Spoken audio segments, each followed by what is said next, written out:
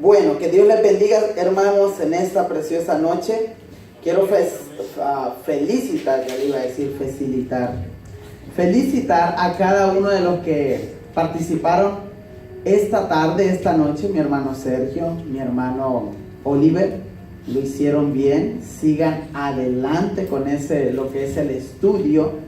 Y ustedes van a mirar que poco a poco es necesario estar estudiando, capacitándonos. Y el estar aquí al frente, no soy chismoso, pero lo voy a decir. Me dice mi hermano Sergio, mira, hasta todavía estoy temblando. Porque dan nervios, pero a mí me gusta romper el hielo. Me gusta romper el hielo, ¿en qué forma? En que usted se sienta, querido hermano, escúcheme, en que usted se sienta tranquilo, cómodo. Por eso es el estudio. Cuando uno estudia y se graba y aprende lo que va a enseñar, le es más fácil pararse aquí y poder exponerlo. ¿Me entiende? A que no estudie y aparte vienen los nervios y se pone uno temblando. Así es que estudie bien, estudie, póngase en su casa 10 minutos, a ver, escúchame, lo voy a predicar. Hágalo de esa manera y se le va a hacer un poquito más fácil. Bueno, vamos a entrar en materia.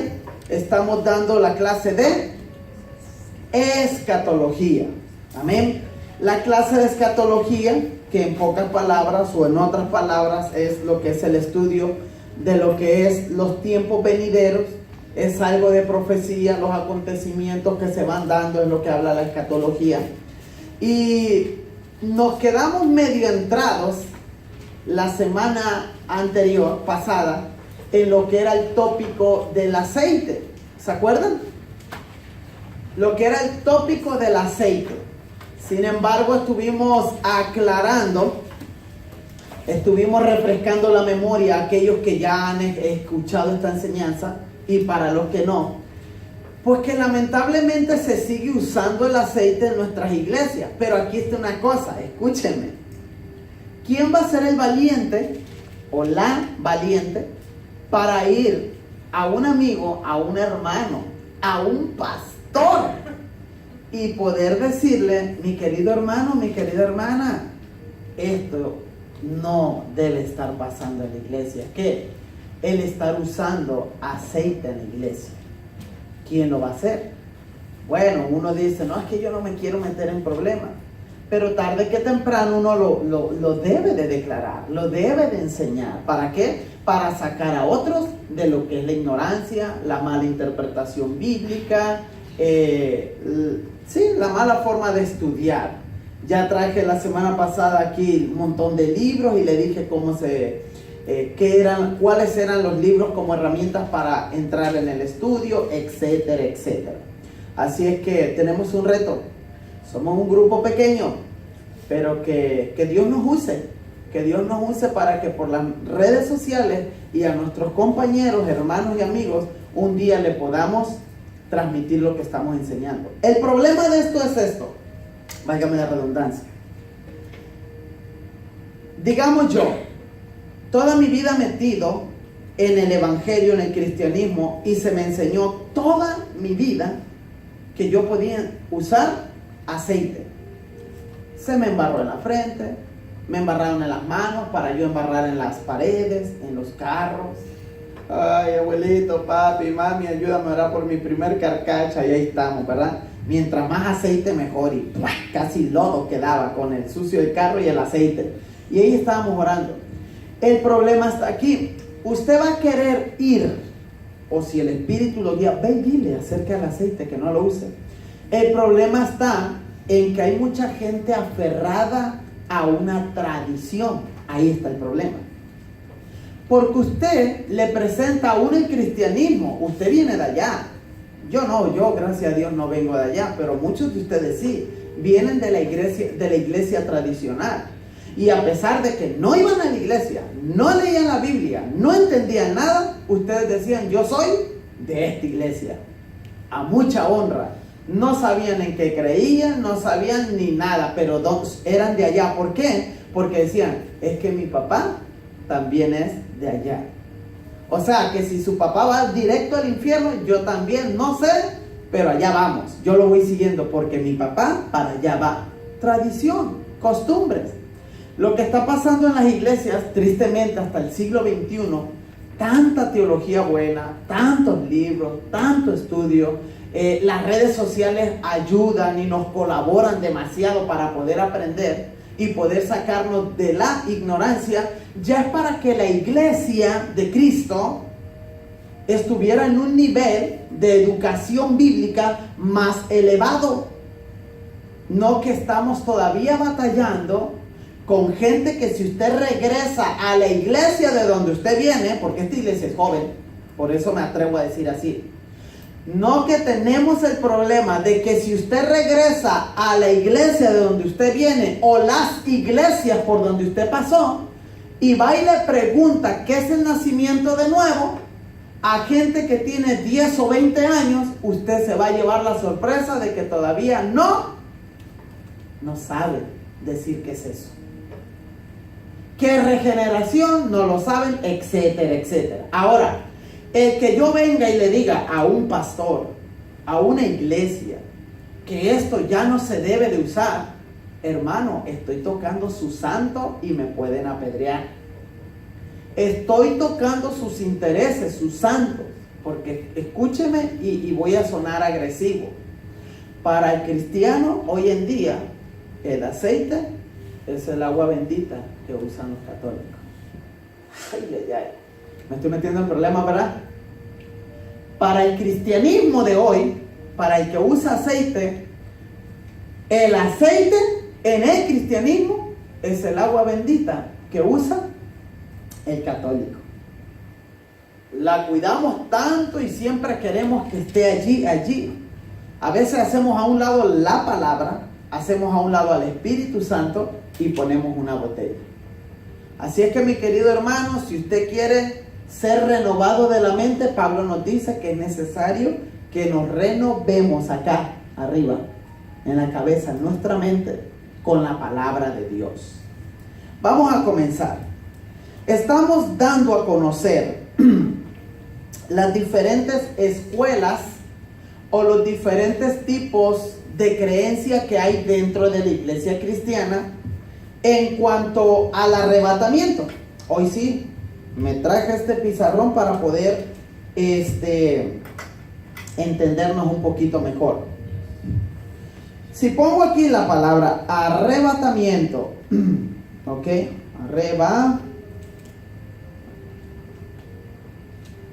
todo está bien.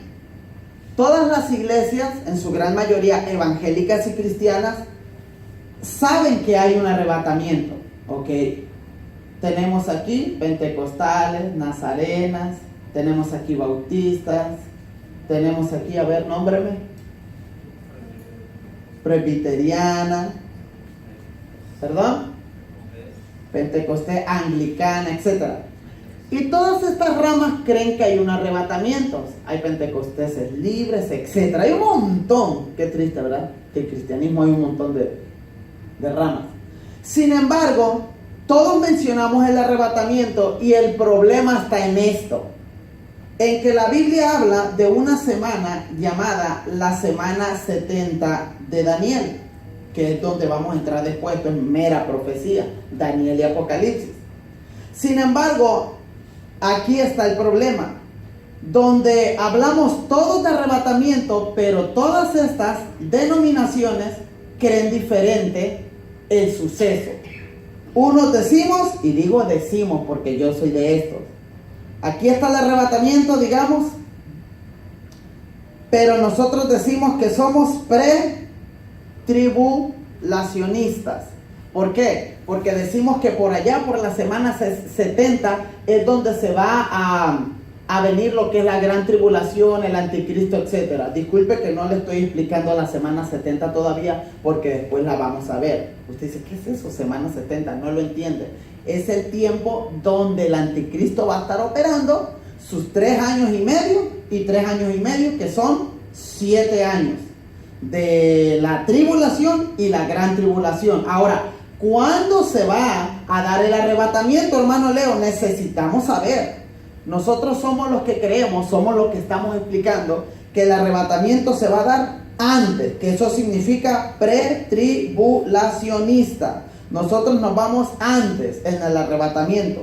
Hay otros que creen que no, que va a ser a la mitad de la semana 70, a los 3 años y medio, y se van a la mitad, que esto se llama medo-tribulación. Y esto, acá hay otros que creen que no, ni antes ni en el medio, sino que hay otros que creen que el arrebatamiento de la iglesia va a ser después. A esto se le conoce post-tribulación. Post, ¿ok? Post-tribulación. Ahora, aquí está este asunto. Cuando hablamos de arrebatamiento, estamos hablando cuando Cristo suena la trompeta, pero levanta solamente ¿a quiénes? A la iglesia. A la iglesia. Y es lo que estamos explicando. Que aún en ese levantar a la iglesia se está predicando textos que están fuera de contexto. Textos que están fuera de contexto, como este en el que estamos entrando, del aceite. ¿Cuál? Las 10 vírgenes.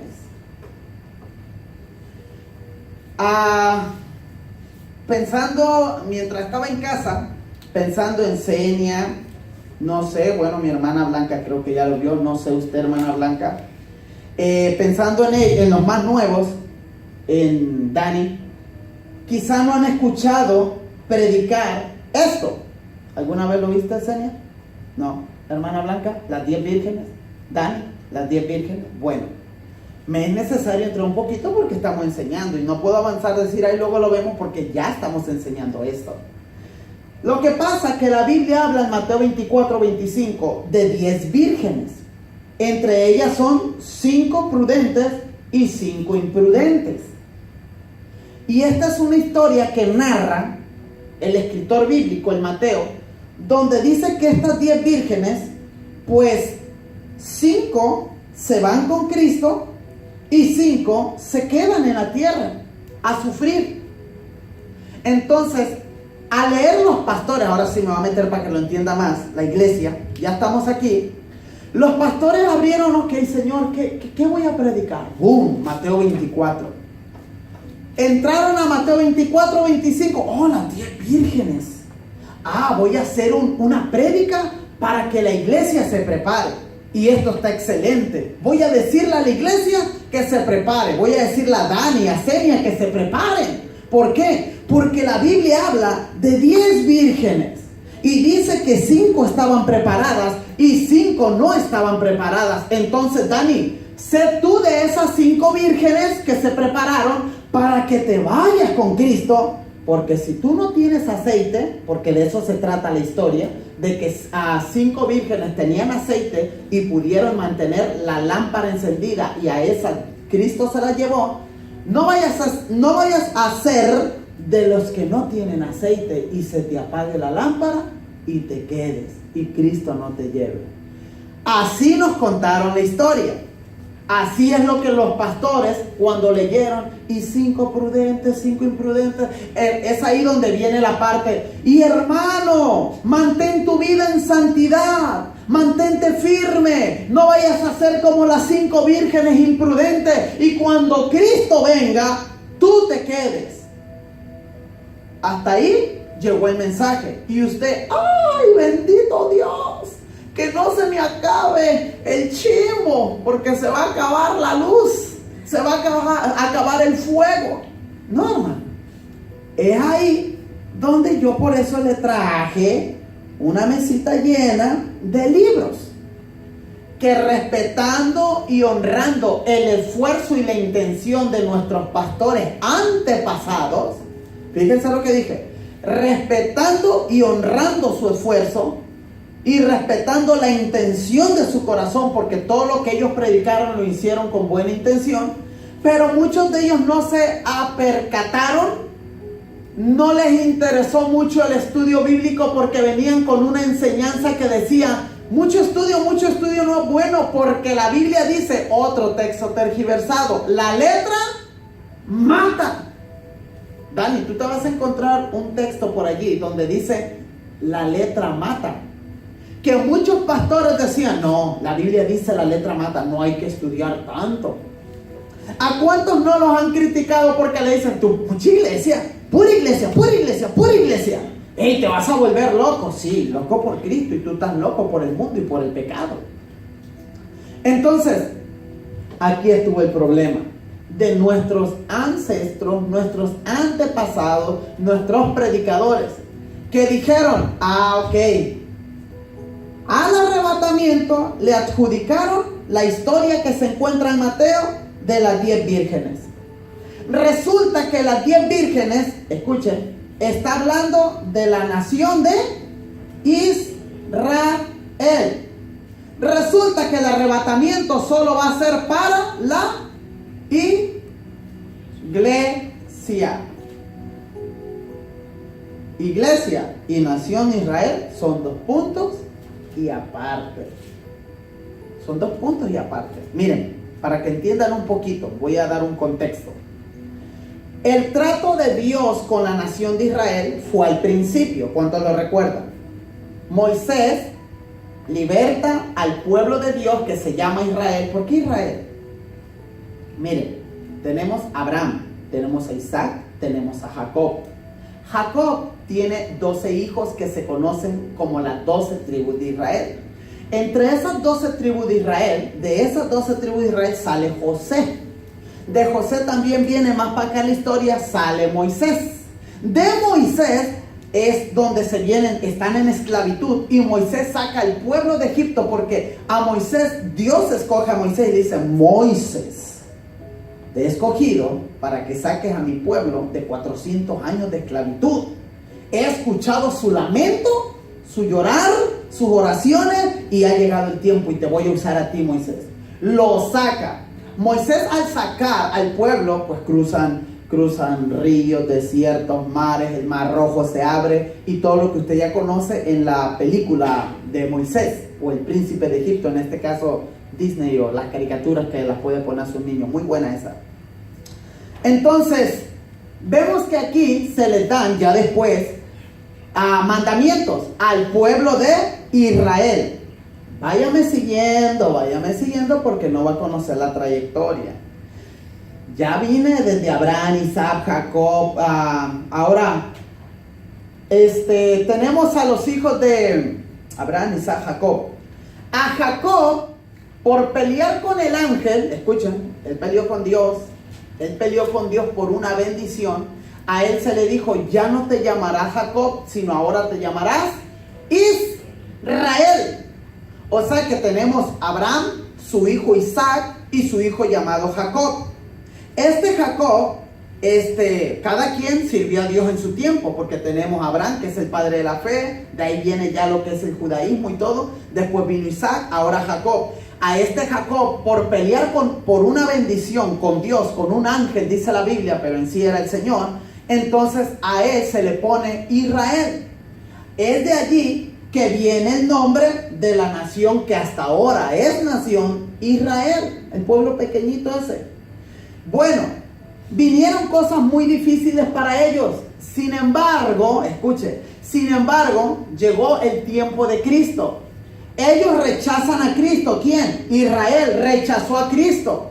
A los suyos vino y los suyos no le recibieron, dice la palabra de Dios. No le recibieron, no lo quisieron como el Salvador de sus vidas. Bueno, el Señor Dios Todopoderoso no es de que tenía un plan B. Aprendan esto de Dios. Dios no tiene un plan A y si me sale algo voy a poner un plan B. No, Dios sabe, Dios no anda con plan B. Dios siempre tiene un plan A y lo sigue tal y cual es. No es de, ay, me falló Israel, ¿qué voy a hacer? Espíritu Santo, dice el Padre, ¿qué hacemos? No, Dios no tiene plan A. Dios sabía en su plan A, generalizado siempre, que la nación de Israel le iba a fallar. Y por ende en su plan dice, yo sé que estos me van a fallar. Pero aquí va a venir un tiempo de gracia, donde yo voy a detener mi trato con Israel por rechazar a Cristo el Salvador, y ahora voy a abrir una etapa que se llama la gracia, que es de cuando muere el Señor Jesucristo en la cruz del Calvario. Y ahora sí, Israel, stand by, quédate ahí, porque la salvación era para los judíos solamente. pero quédate en stand-by. ¿Me rechazaste? Bueno, ahora la salvación es para los gentiles. Israel ahorita está tranquilo. Dios lo tiene ahí, Dios lo tiene ahí. O sea, en otras palabras, para que me entienda, Dios no está haciendo las grandes cosas como moviendo la mano de Dios con Israel hasta este momento. Aunque Dios se mueve y la gracia y etcétera, ahí está. Pero Dios se está moviéndose ahorita por la, ¿qué? Por la iglesia, no por Israel. Bueno, ahora ya está entendiendo, ya le sirvió esta explicación más o menos. Nos venimos desde allá, usted dice sí, otros dicen no, porque es demasiado. Para decírselo así, es demasiado. Tenemos que sentarnos. Y si así en caricatura no lo entiendo, y si nomás me pongo a hablar, menos. Entonces, ahora, aquí cuando hablamos de arrebatamiento, el arrebatamiento solamente es para los que un día aceptaron ¿a quién? A Cristo. Pero aquí vamos a abrir un paréntesis, porque usted dice, hermano, entonces, ¿no hay salvación para los de Israel? Sí, claro que la hay. Todo israelita o todo judío que recibe a Cristo en su corazón, también se hace parte de de la iglesia. Por eso se conocen judíos mesiánicos. Hay judíos mesiánicos. ¿Qué? ¿Por qué mesiánicos? Por el Mesías, porque siguen al Mesías, al Salvador Jesucristo. Pero el judío ortodoxo, el judío, dice que Jesucristo no es el Salvador. Por eso lo rechazaron. Así es que ya más o menos a grandes rasgos les di una idea de que solamente los que se van a ir, ¿a dónde? En el arrebatamiento que Cristo levanta a la iglesia, es la iglesia. Entonces, hermano Leo, usted empezó diciendo algo de las 10 vírgenes. Sí, pero las 10 vírgenes tratan solamente con la nación de Israel. Entonces no tiene nada que ver estas 10 vírgenes con la iglesia. ¿Ok? Ahora vamos a entrar en materia. César, te voy a pedir tu ayuda, por favor, si me puedes borrar eso, no sé, los científicos que escribieron ahí. No le entiendo ni papa yo, pero bueno, nomás me dejan la palabra escatología, ahí hay papel. No, que me lo borres y nomás me dejes la palabra escatología. Bueno, miren lo que voy a decir aquí. Razones que descartan por completo la posibilidad de que las 10 vírgenes representen o sean tipo de la iglesia. Las vírgenes no pueden ser la iglesia, ya que en el arrebatamiento solo un grupo irá al encuentro del Señor, que son los creyentes.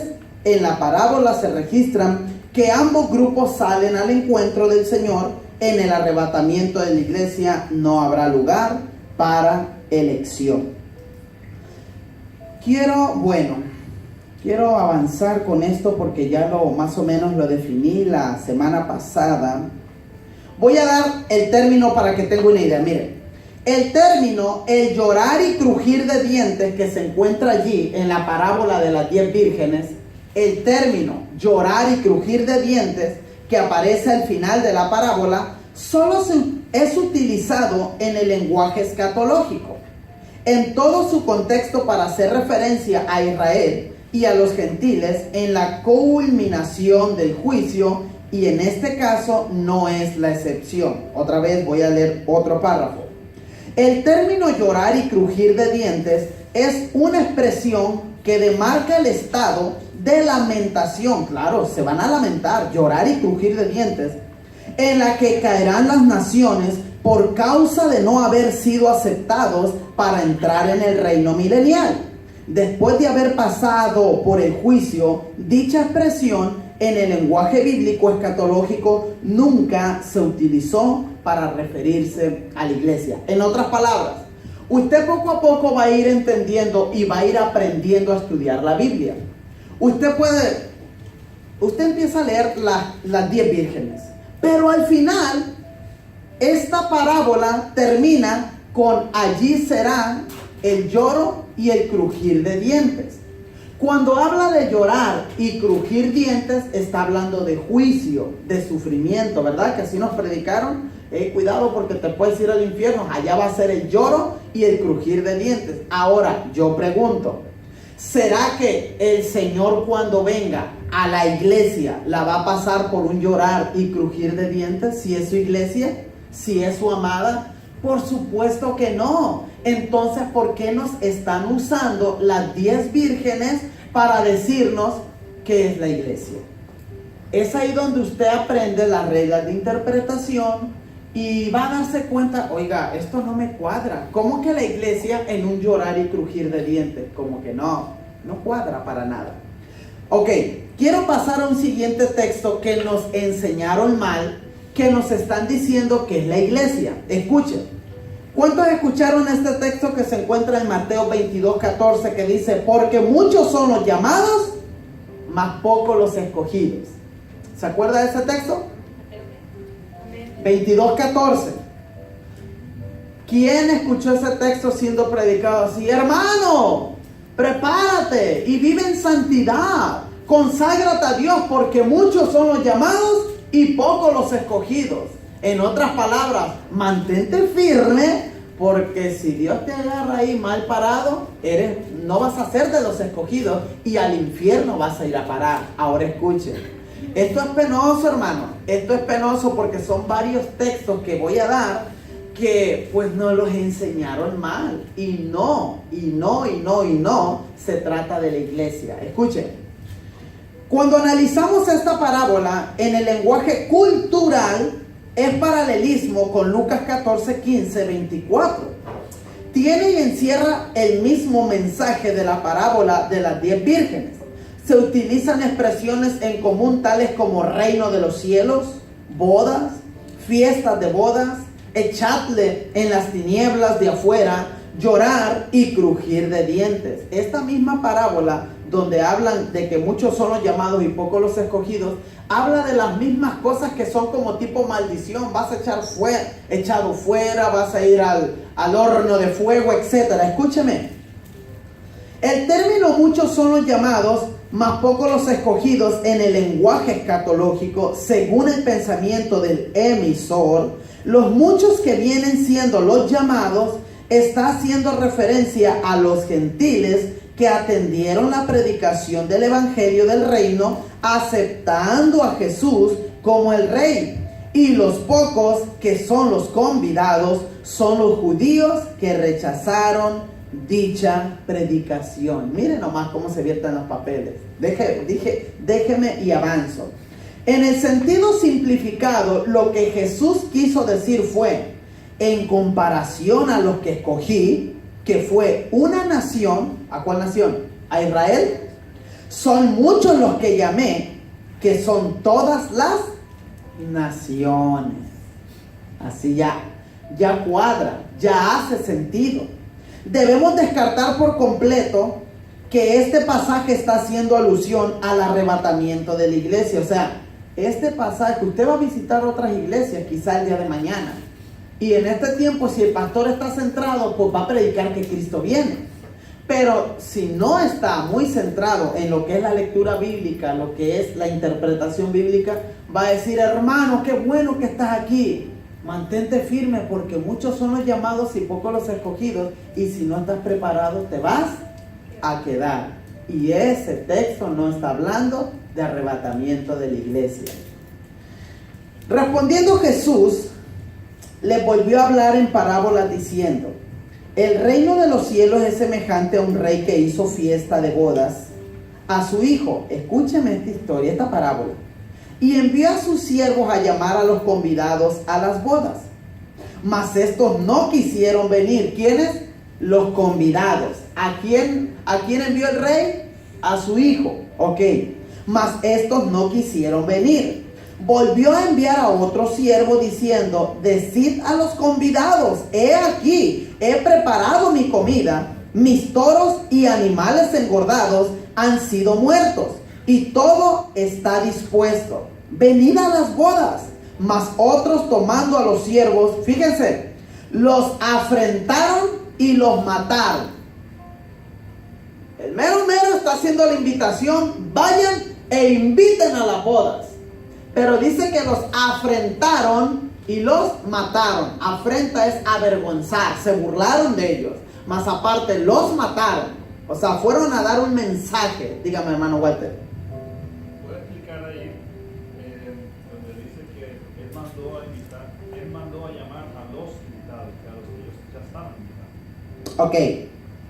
Déjame y te lo leo nuevamente. Escuchen bien, porque esto se va a poner good. Respondiendo Jesús, perdón. Mateo 22, del 1 al 14, ya la había dado. Dice, respondiendo Jesús, les volvió a hablar en parábolas diciendo, el reino de los cielos es semejante a un rey que hizo fiesta de bodas. ¿A quién? A su hijo, dice. El rey hizo fiesta de bodas a su hijo. Y envió a sus siervos a llamar a los convidados a las bodas. Mas estos no quisieron venir. Mandó llamar a los convidados. O sea, ¿perdón? No a todos, a los convidados. Ajá, no a todos, a los convidados. Ahorita, por eso déjenme terminar esta parábola. Mas estos no quisieron venir. Volvió a venir otro siervo, volvió a enviar, otros siervos diciendo, decid a los convidados, he aquí he preparado mi comida. Mis toros y animales engordados han sido muertos y todo está dispuesto. Venid a las bodas. Mas ellos, sin hacer caso nuevamente, se fueron unos a su labranza y otros a sus negocios. Y otros, tomando a los siervos, los afrentaron y los mataron. Al oírlo, el rey se enojó. Fíjense, les hicieron picadillos a sus siervos, se los mataron. Entonces dijo a sus siervos, las bodas a la verdad están preparadas, mas los que fueron convidados no eran dignos. Id pues a las salidas de los caminos y llamad a las bodas a cuantos halléis. Y saliendo los siervos por los caminos, juntaron, aquí está, a todos los que hallaron, juntamente malos y buenos. Ay, ay, ay, no sé si lo está entendiendo. A malos y buenos. Y las bodas fueron llenas de convidados. Y entró el rey para ver a los convidados. Y vio allí a un hombre que no estaba vestido de bodas. Y le dijo, amigo, ¿cómo entraste aquí sin estar vestido de boda? Mas él enmudeció. Entonces el rey dijo a los que servían, atadle de pies y manos y echadle a las tinieblas de afuera. Allí será el lloro y el crujir de dientes, porque muchos son los llamados y pocos los escogidos. ¿Quién es ese hombre que anda por ahí?